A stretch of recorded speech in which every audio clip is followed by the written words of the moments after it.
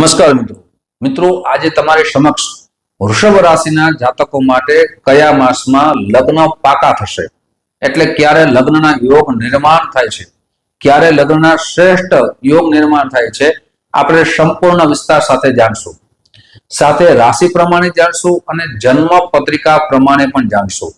મિત્રો તમારી સમક્ષ રાખું છું એ ચંદ્ર રાશિના આધાર ઉપર રાખું છું, આપના નામ ઉપર રાખતો નથી. ખાસ કરીને આપને આપની જન્મ કુંડળીમાં આપના ચંદ્ર 2 નંબરમાં હોય તો આ વિડીયો સંપૂર્ણ રીતે જરૂર સાંભળજો. ઘણા બધા મિત્રોના કોલ આવે છે, SMS આવે છે કે મારા લગ્ન ક્યારે થશે. એનો આ ઉત્તર છે 2026માં જન્મ પત્રિકા પ્રમાણે પણ કહેવા જઈ રહ્યો છું અને રાશિ પ્રમાણે પણ કહેવા જઈ રહ્યો છું. ખાસ કરીને નોટ પેન લખી લેશો, જેનાથી આપને યાદ રાખવું અને એ માસ આવતો હોય તો પ્રયાસ કરવો, જેનાથી પ્રયાસ આપનો સફળ થઈ શકે.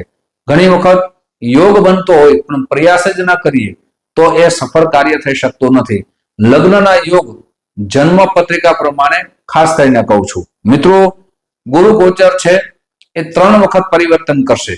5 માસમાં 2 વખત અને 2 માસમાં 1 વખત. આમ 12 માસની અંદર ગુરુ રાશિ પરિવર્તન કરશે. આ 12 માસની અંદર 5 માસ છે એ તમારા માટે કેવા જશે, લગ્નનો યોગ ક્યારે નિર્માણ થાય છે, સચર્ચા આપણે કરીએ. તો સૌથી પહેલા તો આપણી જન્મ કુંડળી ખાસ કરીને જોઈ લો.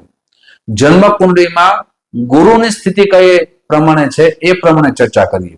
તો આપણે જન્મ કુંડળીમાં સૌથી પહેલું જે યોગ નિર્માણ થાય છે એમ કહી શકાય કે એ 1 જાન્યુઆરી થી લઈ અને 31 મે સુધીનું જો આપની જન્મ કુંડળીમાં ગુરુ ભગવાન જન્મ કુંડળીમાં મિત્રો યાદ રાખજો, લખી લેશો. જન્મ કુંડળીમાં જો 3 નંબરમાં બૃહસ્પતિ હોય અથવા 7 નંબરમાં બૃહસ્પતિ હોય અથવા 9 નંબરમાં બૃહસ્પતિ હોય અથવા 11 નંબરમાં બૃહસ્પતિ હોય તો તમારા માટે આ 5 માસ લગ્ન માટે ઉત્તમ અને શ્રેષ્ઠ યોગ નિર્માણ કરે છે. આપ કેવલ ને કેવલ પ્રયાસ કરો, લગ્ન થવાની પૂરી સંભાવના છે પણ પ્રયાસ કરવાની જરૂર પડી શકે છે. મિત્રો જન્મ પત્રિકા પ્રમાણે વિશેષ આગળ ચર્ચા કરીએ તે પહેલા એક નમ્ર પ્રાર્થના છે. મારા નવા મિત્રો આ વિડીયો જોઈ રહ્યા છો, મિત્રો આ વિડીયો તમને ગમે તો જરૂર ને જરૂર લાઈક કરજો, આ વિડીયો તમારા મિત્રોમાં ખૂબ શેર કરજો.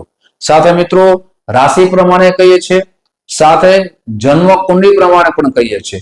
પણ ઘણી વખત એવું બને કે તમે કહો છો કે લગ્ન પાકા થશે પણ ન થાય, એના કારણો શું હોઈ શકે? તો કે જન્મ કુંડળીમાં ગુરુ ભગવાનની સ્થિતિ અશુભ સ્થિતિમાં હોય અથવા ગુરુ છે અશુભ યોગનું નિર્માણ કરતા હોય, સપ્તમ ભાવ છે અશુભ યોગનું નિર્માણ કરતા હોય તો લગ્નમાં વિલંબ થઈ શકે છે. એટલે આપની જન્મ કુંડળી બતાવી જે પણ અશુભ યોગ થતા હોય એનું નિવારણ અવશ્ય કરાવવું જોઈએ. મિત્રો આ નંબર દેવામાં આવ્યા છે, ઓનલાઈન આપણે જન્મ કુંડળી બતાવી હોય તો આપનું નામ, જન્મ તારીખ, જન્મ સમય, જન્મ સ્થળ આ નંબરમાં મોકલી આપશો. સાથે સુનિશ્ચિત દક્ષિણા મોકલી આપશો. આપના કયા યોગથી આપના લગ્નમાં વિલંબ થાય છે એ આપને કહેશું, સરળ ઉપાય બતાવશું અને શાસ્ત્રોક્ત ઉપાય બતાવશું.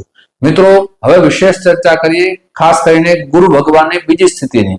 તો ગુરુ ભગવાન છે 1 જૂન થી લઈ અને 31 ઓક્ટોબર સુધી જો તમારી જન્મ કુંડળીમાં 4 નંબરમાં ગુરુ હોય, 8 નંબરમાં ગુરુ હોય, 10 નંબરમાં ગુરુ હોય અથવા 12 નંબરમાં ગુરુ હોય તો પણ તમારા માટે ખૂબ જ શુભ સ્થિતિ નિર્માણ થાય છે. આ નંબરમાં આ માસની અંદર ગુરુની સ્થિતિ બહુ સારી બને છે. આમ તો તમારા માટે આ જે યોગ નિર્માણ થાય છે એમાં પ્રયાસ કરવાના છે. સાથે મિત્રો હવે વાત કરીએ 11મો માસ અને 12મો માસ. જો 11મો માસ અને 12મા માસની અંદર ગુરુની સ્થિતિ તમારી જન્મ કુંડળીમાં આ રીતે હોય તો કહી શકાય કે 5 નંબરમાં ગુરુ હોય, 1 નંબરમાં ગુરુ હોય, 9 નંબરમાં ગુરુ હોય અથવા 11 નંબરમાં ગુરુ હોય તો તમારી સ્થિતિ પણ મધ્યમ બને છે. એટલે એમ કહી શકાય કે બહુ શ્રેષ્ઠ પણ નથી અને બહુ તમારા યોગ પણ નથી, મધ્યમ બને છે પણ પ્રયાસ કરવો જોઈએ.